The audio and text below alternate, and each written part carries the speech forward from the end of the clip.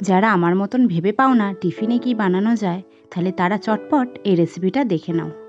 প্রথমে আমি একটা মিক্সি জারে 1 বাটির থেকে একটু কম সুজি নিয়েছি আর একটু জল নিয়ে নিয়েছি, যাতে এই সুজিটা ব্লেন্ড করা যায়।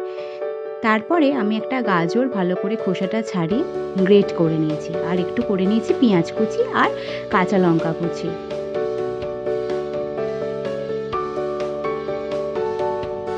দেখো আমার সব কুচি করা হয়ে গেছে। এইবার আমি যে পেস্টটা করে রেখেছিলাম সুজি আর জল দিয়ে, তার মধ্যে আমি কুড়ানো গাজর, কুচানো পেঁয়াজ আর কাঁচা লঙ্কা আর পরিমাণ মতো নুন আর চিনি দিয়ে দিলাম। এরপর করলাম কি, হুইস্কার দিয়ে ভালো করে মিশিয়ে নিলাম।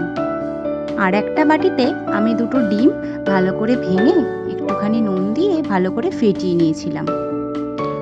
তারপরে একটা প্যান গরম করতে দিয়েছি, তার উপরে সামান্য একটু অয়েল ব্রাশ করেছি, কারণ এই রান্নাটাতে তেল একদমই লাগে না